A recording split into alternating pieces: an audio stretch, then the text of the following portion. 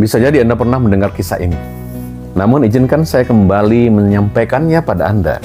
Seorang dosen bercerita di depan mahasiswanya. Dosen memulai cerita, "Dulu," kata beliau, "ada sepasang suami istri tergesa-gesa berlari menuju helikopter yang ada di puncak gedung hotel untuk menyelamatkan diri pada saat kebakaran. Namun, sesampai di atas, mereka menyadari bahwa hanya ada tempat untuk satu orang yang tersisa. Dengan segera, sang suami melompat mendahului istrinya untuk mendapatkan tempat itu. Sementara, sang istri hanya bisa menatap kepadanya sambil meneriakkan kalimat sebelum helikopter menjauh. Api itu semakin membesar dan menghanguskan semuanya, termasuk sang istri.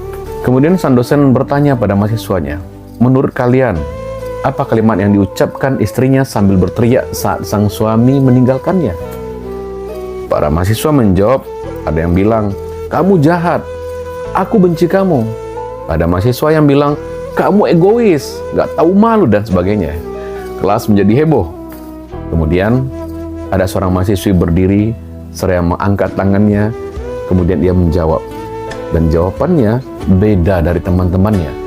Kata mahasiswi menjawab, "Pak, saya yakin sang ibu berteriak, 'Tolong jaga anak kita baik-baik,'" ujar sang mahasiswi.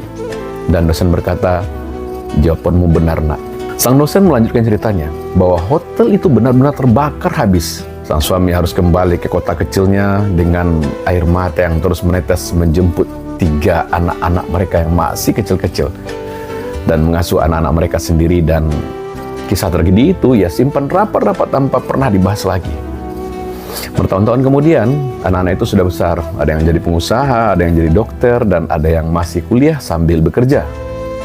Suatu hari, ketika anak bungsunya bersih-bersih, ia menemukan buku harian ayahnya. Ia menemukan kenyataan bahwa saat orang tuanya ke hotel itu, mereka sedang berobat jalan karena sang ibu menderita penyakit kanker ganas stadium akhir. Karena itulah di saat darurat itu, ayahnya memutuskan mengambil satu-satunya kesempatan bertahan hidup. Dan dia menulis di buku hariannya, "Betapa aku berharap untuk sang istri untuk naik ke helikopter itu. Wahai istriku sayang, demi anak-anak, kita terpaksa dengan hati perih dan menangis meninggalkanmu sendirian." Kemudian si bungsu menceritakan perihal semuanya kepada kakak-kakaknya. Dan mereka bertiga menyusul sang ayah yang sedang mengajar di kampus mereka. Mereka bersujud di kaki sang ayah, bergantian memeluk sang ayah dengan sepenuh cinta dan mengucapkan terima kasih yang tulus sambil berdera air mata. "Ayah, terima kasih atas perjuangan ayah membesarkan kami di tengah beban mental yang begitu berat ayah tanggung." Mendengar sang dosen yang mengakhiri ceritanya dengan suara serak dan tertahan, seluruh mahasiswanya terdiam hening membisu. Dosen itu kemudian berkata, "Siapakah sang ayah itu? Apakah kalian tahu siapa dia?" Sang ayah dalam cerita tadi adalah orang yang sedang berdiri di hadapan Anda semuanya hari ini.